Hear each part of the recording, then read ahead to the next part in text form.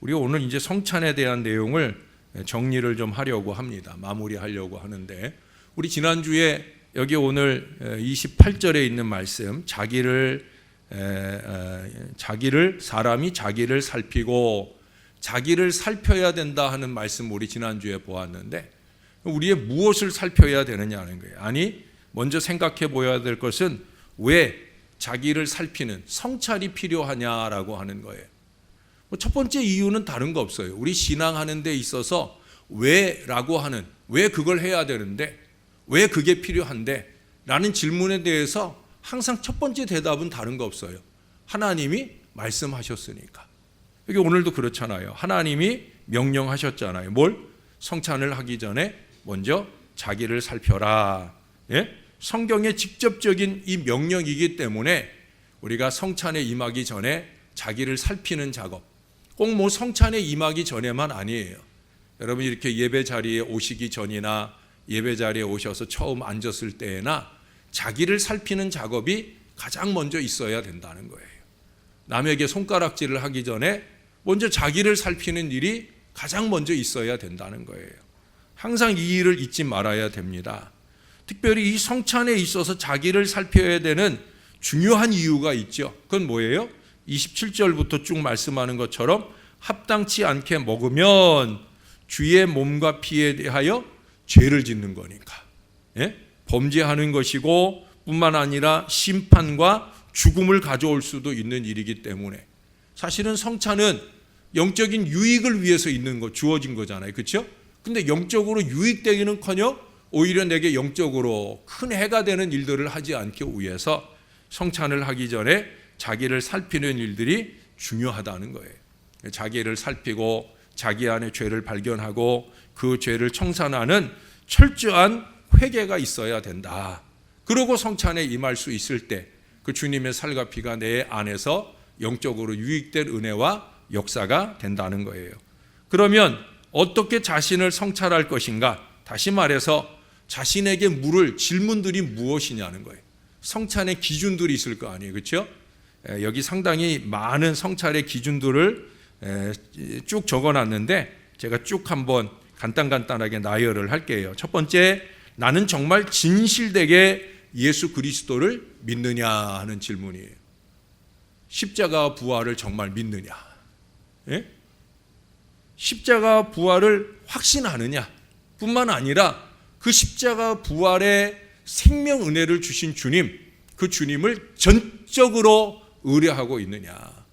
말로만 믿습니다가 아니라 정말 마음을 다해 정성을 다해 주님을 믿고 그 믿음의 표시가 나타나느냐 하는 거예요. 두 번째, 나는 진실로 하나님의 자녀로 다시 태어났는가? 다시 말해서 거듭남이 있느냐는 거예요. 거듭났다는 건 뭐예요? 이전에 내가 사라지고 이전에 내가 죽어지고 이제 그리스도의 보혈로 씻음받은 새 사람의 삶이 있느냐는 거예요. 응? 이번 주 금요일 저녁에도 우리가 에베소서 4장 17절 이하의 말씀을 보는데 그 뒷부분에도 그런 얘기를 해요. 옛사람을 벗어버려라. 옛사람을 벗어버림이 있느냐는 거예요. 많은 예수 믿는 사람들, 교회 다니는 사람들 가운데 여전히 옛사람이 있어요. 옛사람의 야욕이 있고 옛사람의 그 더러운 습관이 있고 옛사람의 생각 속에서 어리석게 교회 생활을 하며 교회를 어지럽히는 어리석은 인생들이 있어요. 자기는 잘한다고 하는 일인데, 여러분 교회 공동체는 오늘 아침에도 말씀드렸지만 상함도 없고 해됨도 없는 거룩한 공동체, 천국의 모형이어야 되는 거거든요. 그래서 교회를 다니면서 행복하고 우리 집도 이 교회처럼 행복했으면 좋겠다 하면서 노력하고, 그게 바로 교회 공동체거든요. 오늘 아침에도 말씀드렸잖아요. 우리의 신앙에, 교회 안에 신앙하는 모든 목적과 방향은 상함도 없고 해됨도 없는 그런 아름다운 교회 공동체, 기쁨의 깃발인 성령이 충만한 공동체, 그 공동체를 이루어 가야 한다는 얘기를 했어요. 그게 가능하려면 어떻게 해야 돼요? 너나 없이 우리 모두가 다 거듭난 신앙 인생이 되어야 된다는 거예요. 거듭난 삶이 있느냐, 다시 태어난 게 맞느냐 하는 거예요. 세 번째는 내 생활 가운데 아직도 고백되지 못한 죄가 있느냐 하는 거예요.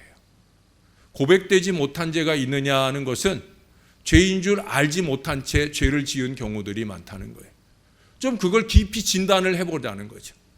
깨닫지 못한 채 너무 뻔뻔하게 같은 죄악들을 반복해가는 일들을 이어가고 있는데, 좀 주님의 말씀에 저울에다가 올려놓고 이게 죄인지 아닌지 좀 가늠해 보고, 이게 죄라고 하면 씻어낼 노력들이 있어야 된다라고 하는 거예요. 깨닫지 못했으니까, 죄인 줄 알지 못하고 지었으니까 괜찮겠지라고 생각하지 마셔요. 죄를 죄로 깨달아야 하고요, 그 죄를 빨리 청산하는 이 뻔뻔함을 면할 수 있을 때 우리는 좀 더 거룩한 주의 자녀들이 될 수 있다는 거예요. 그래서 네 번째 주는 질문이 뭐냐면, 나는 정말로 내 죄를 회개하는가라고 하는 거예요. 여러분, 회개 없는 죄의 고백은 의미가 없어요. 이게 무슨 얘기예요? 우리는 회개 그러면 죄를 고백한 게 회개라고 생각을 하는데, 회개는 그게 아니라고 그랬죠. 회개는 뭐라고 그랬어요? 회개에서 제일 중요한 것은 돌이킴이에요. 돌이킴. 회개는 그냥 눈물찍 콧물찍이 아니라고 그랬잖아요. 그렇죠?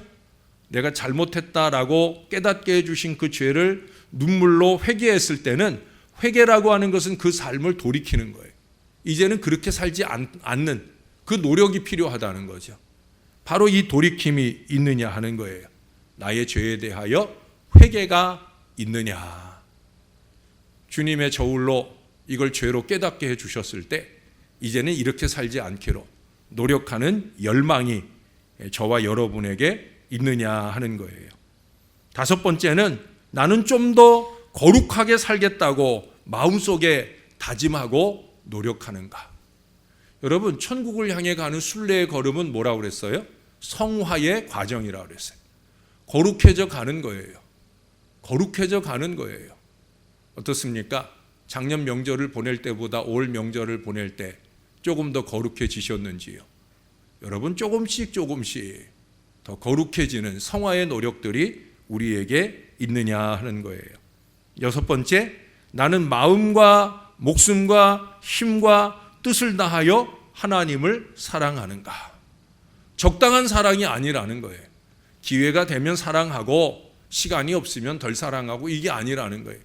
예수님을 통해 우리에게 주신 하나님 사랑의 요구는 뭐였어요? 이웃을 향한 사랑의 요구는 내 몸과 같이 사랑해라. 내가 나를 사랑하는 만큼 그렇게 이웃을 사랑하라 하였고, 그 다음에 하나님을 향한 사랑은 어떻게 하라 그랬어요? 목숨을 다하고 힘을 다하고 뜻을 다하고 정성을 다해서. 계속해서 나오는 똑같은 단어가 뭐예요? 다하고예요. 다하고. 하나님을 향해서는 남겨두는 사랑이 아니란 말이에요. 아끼는 사랑은 더더욱도 아니라는 거예요.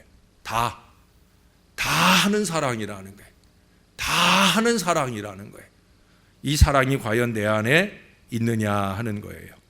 일곱 번째는 좀 전에 얘기한 대로, 나는 이웃을 내 몸같이 사랑하고 있느냐 하는 것을 물어봐야 되고요.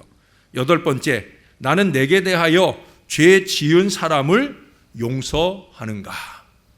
우리가 나를 사랑하는 만큼의 사랑으로 사랑해 줄 수 있는 것은 예수 안 믿어도 할 수 있는 일이잖아요. 예? 나에게 용서를 구하는 이들을 용서할 수 있는 것은 예수 믿는 사람의 초보적인 단계에서도 할 수 있는 일이어야 되는 거죠. 70번씩 7번이라도 사랑하라고 하신 주님처럼, 주님의 말씀처럼 그 사람이 적어도 자기의 죄를 깨닫고 나에게 왔을 때, 용서를 구할 때, 그때는 그거는 당연한 용서가 돼야 된다는 거예요. 근데 사실은 주님은 우리에게 그 이상의 용서를 요구하잖아요. 그 사람이 나에게 용서를 구하지 않는 가운데 있을지라도 나는 기꺼이 그를 위하여 용서하고 축복할 수 있는, 그가 나를 향해서 뺨을 때릴 때라도, 내 오른편 뺨을 때리면 왼뺨을 들이댈 수 있는 그런 사랑이라도 하라고.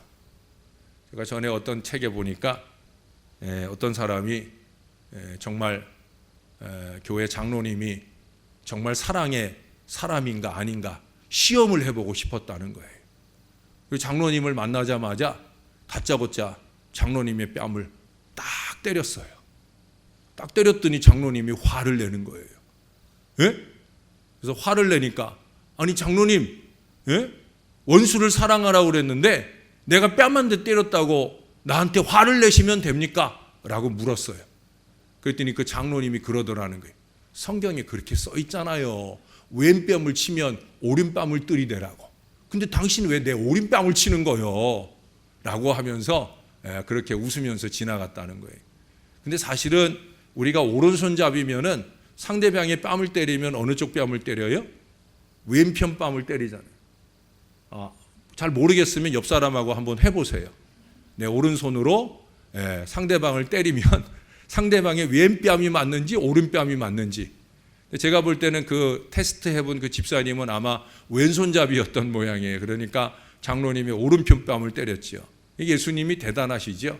왼뺨을 때리면 오른뺨을 들이대라. 왜? 오른손잡이가 뺨을 때리게 되면 왼뺨이 맞는 게 당연하니까 그런 말씀을 하셨더라 하는 거예요. 우리가 그런 어리석은 테스트는 할 필요가 없겠죠. 중요한 건 뭐예요? 이 질문이 아주 완곡하게 우리에게 들려주고 있어요. 그게 뭐예요? 내게 대하여 죄 지은 사람을 용서하는가? 중요한 질문입니다. 저나 여러분들이 이 질문에 대하여 예스하고 주님의 은혜에 나아갈 수 있는 그런 건강한 신앙이 되었으면 좋겠습니다. 나는 아홉 번째, 나는 인격적으로 명하신 그리스도의 명령을 전심을 기울여 준행하는가? 말씀을 전하거나 찬송하거나 구제하거나 선교하거나 11조하거나 또 하나님 말씀을 공부하거나 뭐 이런 모든 것들, 하나님이 하라고 하신, 하라라고 하신 것을 적극적으로 하려고 노력하고 있느냐는 거예요. 마지막, 나는 성찬을 위한 준비에 순종하고 있느냐. 이 제일 중요한 거예요.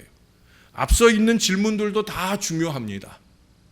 그런 것들은 성찬을 앞두고 성찬을 앞두지 않고 있을 때라도 우리가 늘 해야 될 삶들을 말하는 것이기도 합니다.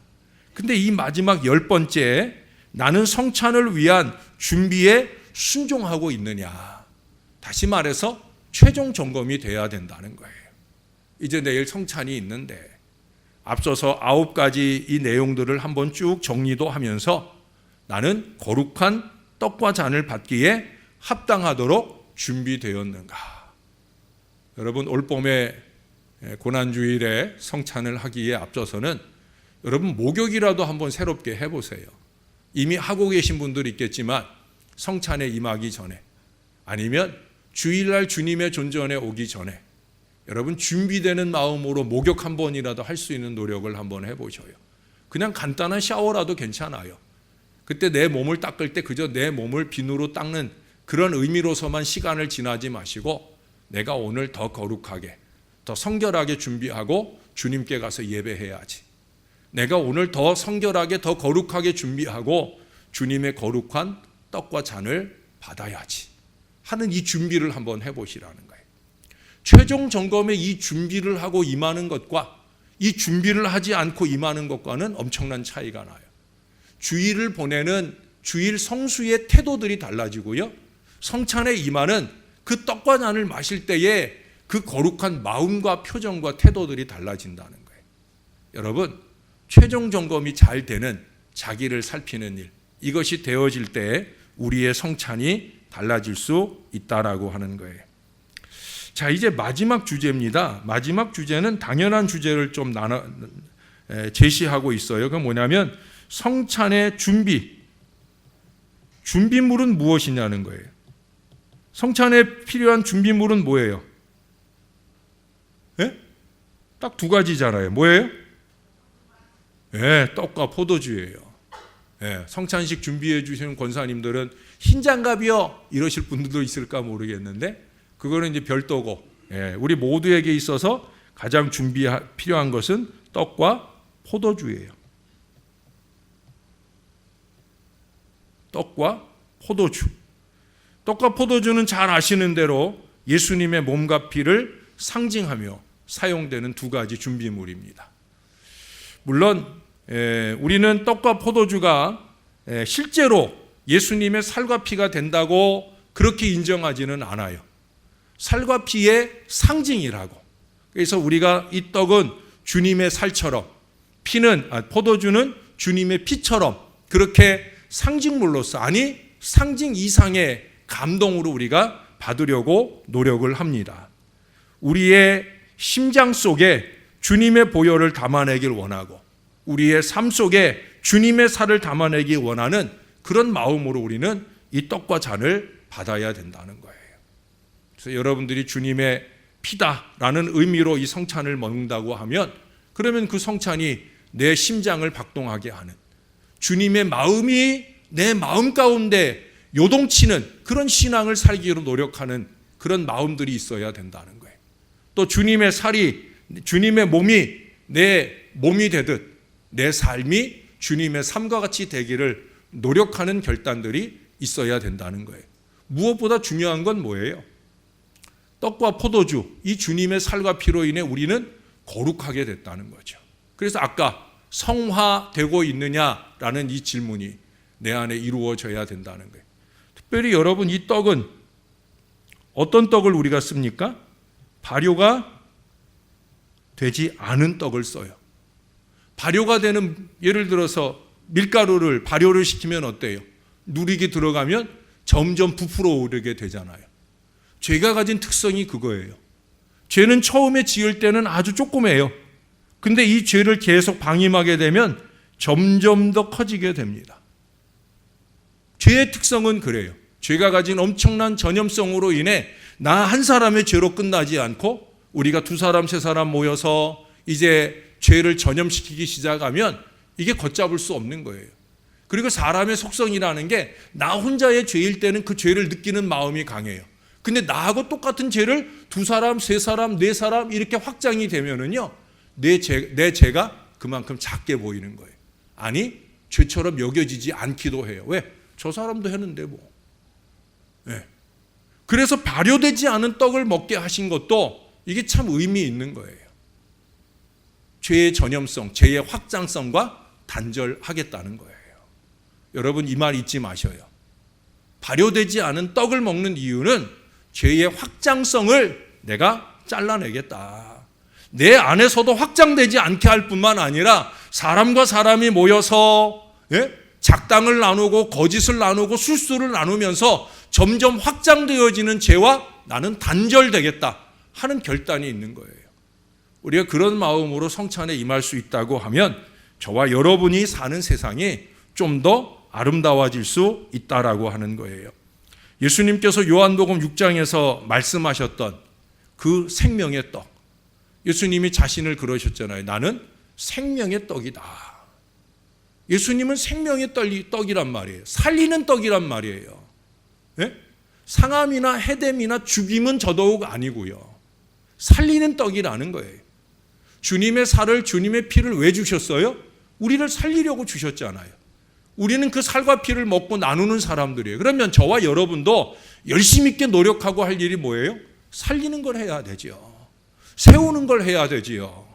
자꾸 죽이자고 들면, 자꾸 잡아먹자고 들면 그건 주님의 살과 피를 먹는 사람들이 아니에요. 예수님을 십자가에 못 박아 죽이는 그런 인생들이 했던 일이죠.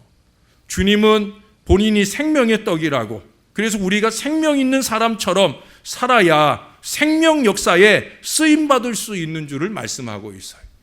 오늘 아침에도 우리가 이사야서 11장 6절 이하에서 말씀을 들었잖아요. 결국 생명 있는 사람들이 만드는 세상, 그것이 바로 우리가 이 다음에 가게 될 새하늘과 새 땅, 천국이 아니겠습니까? 우리는 그런 나라를 만들어가는 사람이 되어야 된다는 거예요. 상함도 없고 해됨도 없는 그 거룩한 나라를 만들어가야 된다는 거예요. 그래서 여러분, 생명을 나누면서 살아갈 수 있기를 위해서 오늘도 여기 그 뒤에 보세요. 11장 33절 여러분이 한번 읽어주실래요? 33절 시작.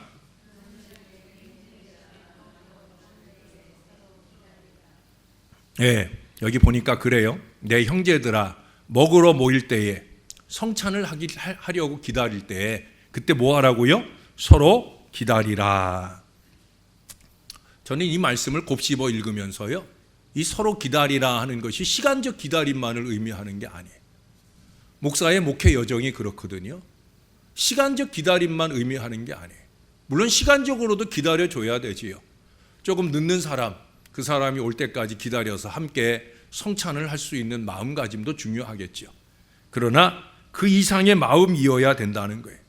여기 기다리라 하는 이 말은 받아들여라 하는 의미까지 포함하고 있는 거예요. 참아주고 용납하는 공동체를 촉구하고 있는 거예요.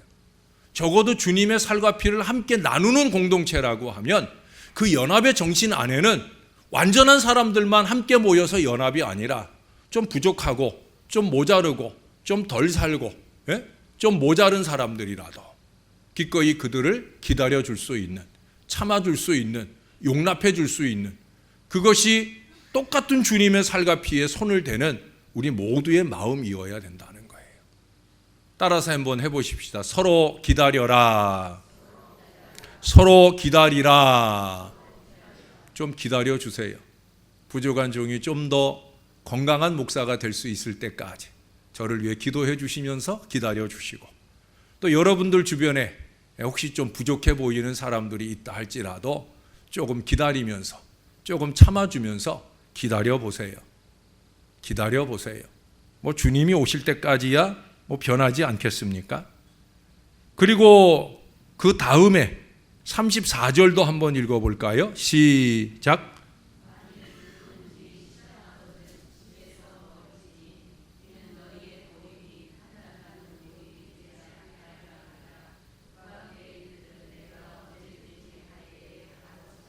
예, 언제든지 갈 때 바로 잡으리라. 주님이 오실 때, 또 거룩한 신앙의 지도자 바울이 올 때 바로 잡아지게 될 거다. 여러분, 이 아까 기다리라는 말이나 또 바로 잡는다라는 말 속에서 우리는 우리가 버려야 할 것들을 버려가는 작업들이 필요하다는 거예요. 자랑과 과시를 버려야 됩니다. 물질이 많아도, 헌신이 많아도, 전도가 많아도, 예배가 많아도, 기도가 많아도 영혼이 덜 되면 소용없는 일이에요. 영혼이 바로 잡히지 않고는 아무리 다른 것들이 많다고 할지라도 그것이 의미가 없다는 거예요. 영혼이 바로 잡혀야 됩니다. 육신적으로 생각하거나 행동하지 말라는 거예요. 여기 34절 앞에 하는 얘기가 뭔지 알아요? 만일 누구든지 시장하거든 집에서 떡을 먹을지니, 이게 무슨 얘기예요? 예? 성찬은 배불리는 자리가 아니라는 거예요. 성찬은 육신의 만족을 위한 자리가 아니라는 거예요. 영적인 만족을 위한 자리예요. 성찬만 그런 게 아니라 교회 공동체도 마찬가지예요. 교회 공동체는 영적인 유익을 위해서 주님이 세우신 제도이지 육신적인 만족을 위해서 주님이 이 교회를 세우지 않으셨다는 거죠. 하나님의 나라는 먹고 마시는 것에 있지 않다고 그랬잖아요. 교회가 그런 것들에 흥청거리면서 행복해지지 않습니다. 절대. 그런 건 집에서 하라는 거예요. 누구든지 시장하거든 집에서 먹고 와라. 예? 육신적인 것을 교회 안으로 끌어들이지 말라고 하는 거예요. 교회 안의 모든 영적인 사역들을 내 이기적인 만족을 위해서 해서는 안 된다라고 하는 거예요. 내 육신적인 만족을 위한 시간이 아니다라고 하는 거예요. 영적인 일을 육신적으로 보아서는 안 됩니다. 요즘은 교회 생활을 육신적인 만족을 목표로 하는 사람들이 많이 있어요. 육신적으로 이해하려고, 육신적으로 이익을 취하려고, 그러니까 자꾸 시험에 빠지고 낙심에 빠지게 되는 거예요. 거룩한 공동체인 교회라는 걸 우리가 잊지 말아야 됩니다. 여러분, 교회는 거룩한 공동체예요. 성전, 성도, 우리가 이런 표현들로 교회를 지칭하는 이유가 이곳은 거룩한 공동체라는 거예요. 영적인 안목을 넓혀가야 됩니다. 영적인 안목으로 교회를 섬기고 사랑할 수 있어야 된다는 거예요. 신앙적인 바람길을 조심해야 됩니다. 신앙적인 바람길이라는 건 뭐냐? 육신적인 생각의 바람을 타면 안 된다는 거예요. 육신적인 생각의 바람을 타면, 그 바람이 들면, 그러면 그 바람을 타고 들어오는 영적인 제비족이 있어요. 누구예요? 사단이에요. 사단이 그 육신적인 바람을 타고 있는 인생들을 잘 알아보고요. 그를 통해서 역사를 하는 거예요. 예? 개인 속에서도 역사하고 그를 통해 공동체를 흔드는 역사도 하고, 그래서 육신적인 바람에 깊이 빠져들도록 만들어 가게 되어진다는 거예요.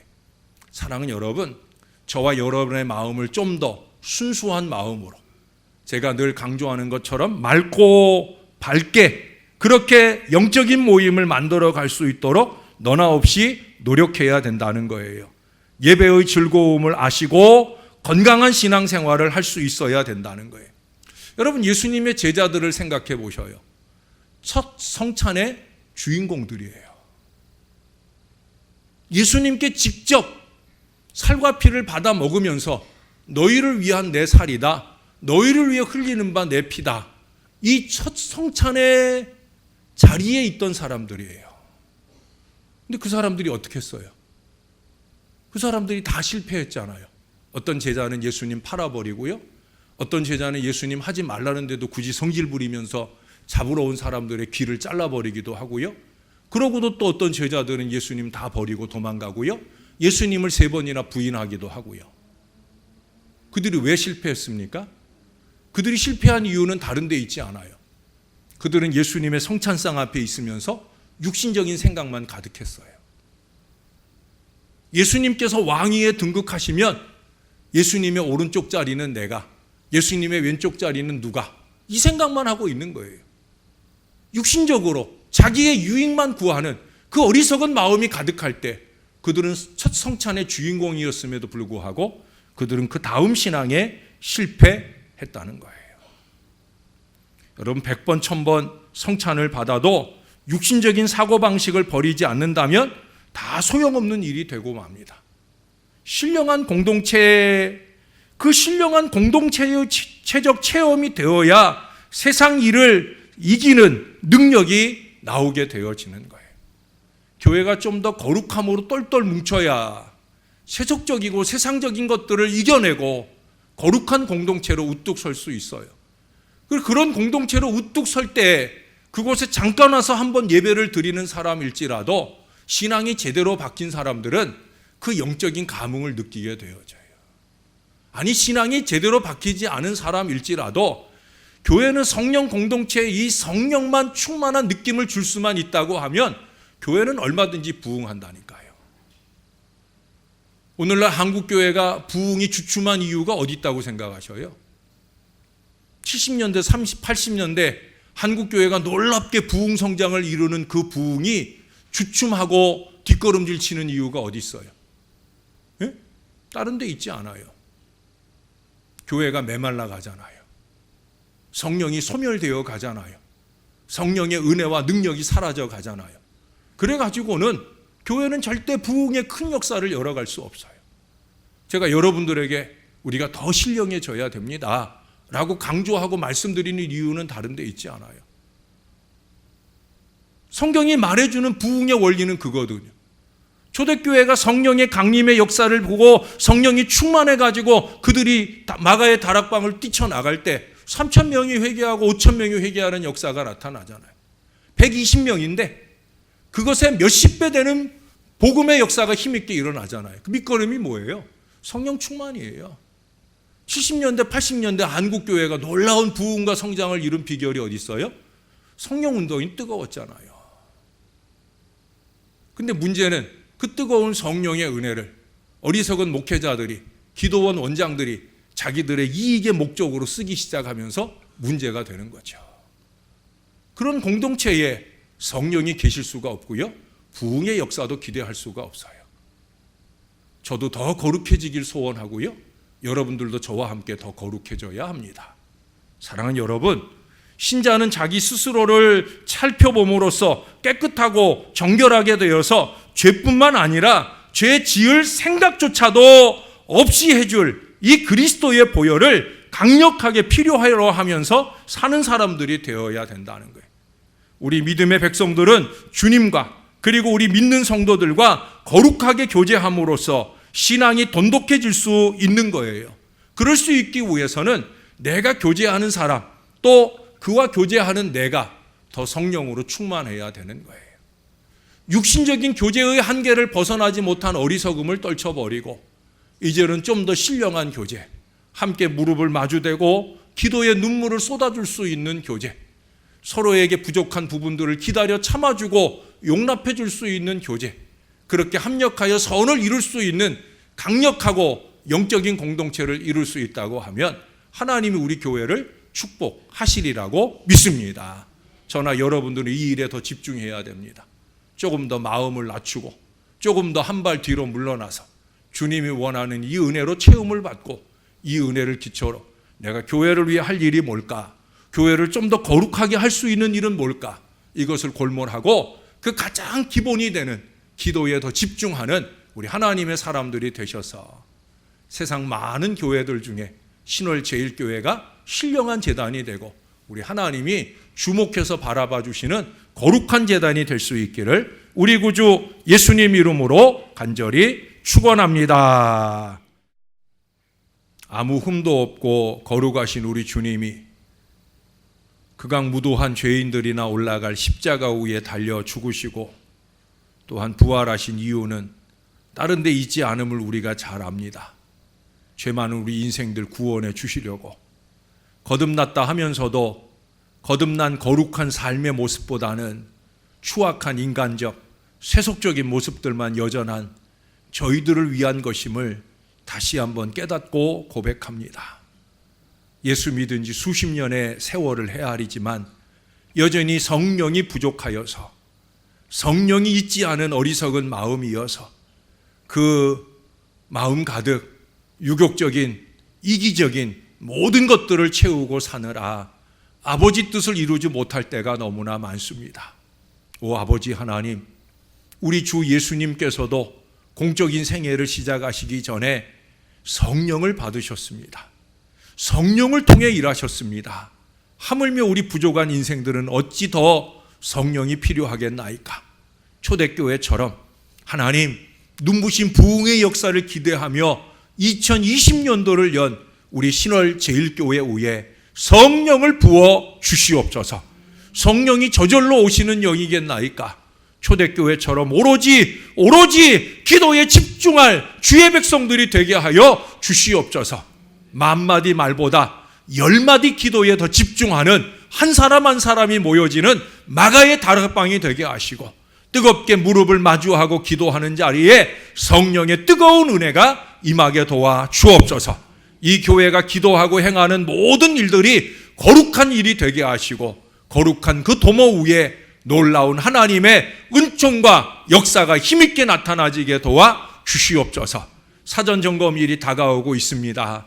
새로 입주하는 그들과 첫 번째 접촉점을 찾아야 되는 이인데 하나님 이 일에 물질과 마음과 시간을 들여서 최선의 전도 결실을 맺어내는 놀라운 은혜가 나타나게 도와 주시옵소서. 부족한 종이 처음 이 재단에 와서 이 재단의 많은 주의 종들이 종과 함께 신앙하는 일들을 위해서 많은 헌신들이 있었습니다.